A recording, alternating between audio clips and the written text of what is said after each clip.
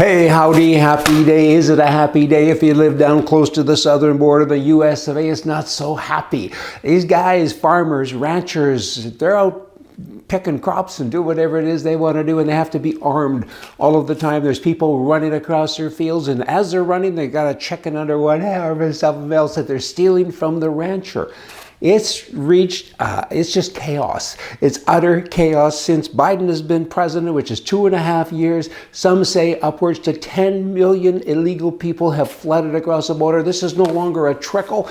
It's really not even a flood. It is a hurricane. They're coming across. What is the concept here? Nobody can get it. I don't get it. There has to be a plan. The good news is we can't understand what Biden is thinking, right? That's good, because otherwise we'd be wacky too. What is going on though? I mean, why doesn't somebody step in and get rid of this guy and all of his clowns and his goosey? Border chaos, shut it down immediately, get that border closed. It's a long border. How are we going to do that? The wall didn't get finished because on day one of being president, Biden said, no more wall, stop construction. The guy is an absolute goof. What is going on here? So now there's no wall, but you defend the borders of other countries, the Ukraine, Afghanistan, Iraq, so many others. Deploy troops immediately. Put 25, 30,000 Marines along the border, and guess what? There won't be any more issues. There'll be nobody else coming across. And then take another 20,000 Marines and send them into the homeland, right? And pick people up and get them out of here. Send them across. This is coming from a guy who had to fill forms out. 2 years, $15,000, all kinds of do this and do that, and interviews. And it was a task. Do you swear? All of that stuff, because I'm a Canadian, and to get my card, my green card, it was a big, big deal. And now you got people, I should have went to Tijuana and walked across, right? Oh, it's my color. That's the problem. This is crazy. It's just totally out of control. You know, if there's anything else I can do for you, just ask, because I know stuff. Hey, because the problem then would be solved with all of the troops. But how many people actually will end up in the US of A? 20 million? 30 million? What'll they do when they get here? Let's think about the people, the poor people, right? They've left a country that treated them poorly. They voted, I guess, and they ended up with this crap hole of a country. And now someone said, there's a better country. You can go there and wreck it too if you wish. It's called the US of A. So why don't you do that? So some of them have traveled for 60, 90 days. They have cell phones. They're dressed well. There's nobody coming there to a border that is starving to death. So they get there. So there's a plan going on. And these other countries, if they're so bad, why don't they get fixed? Why don't the people stay there and help fix their countries? Argentina, Venezuela, even Mexico, fix them, because your political leaders there, they couldn't lead a chicken out of the wilderness, and they certainly haven't been able to lead you, the people, out of the wilderness. So vote for somebody else. Make it better. However, let's move past that. Now you're into the US of A because, you know, you've had this vision that other people have influenced. Always. This is the land of honey, right? And riches. There's gold on the streets. So you go there. What do you do when you get there?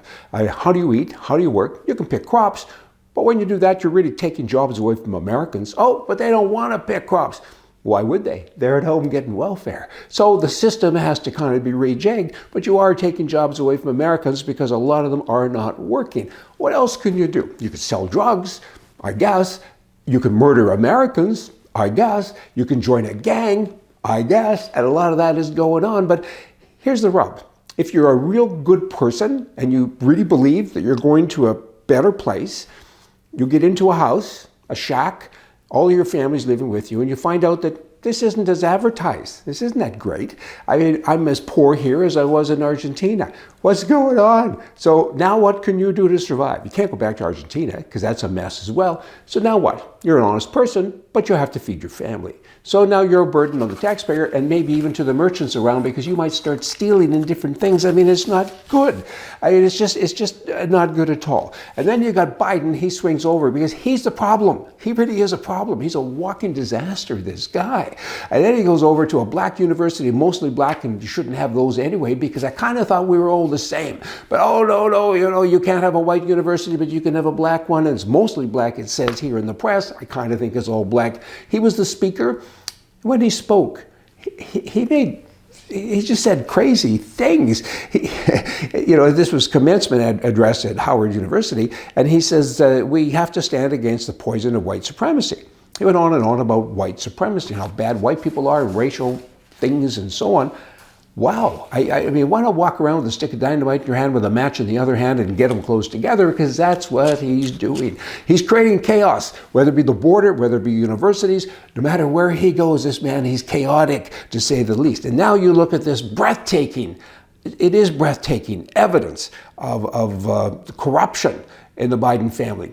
For years, they all talked about Trump. Trump's a bad guy, and he's doing this and that, and Russia, blah, blah. There was never any evidence.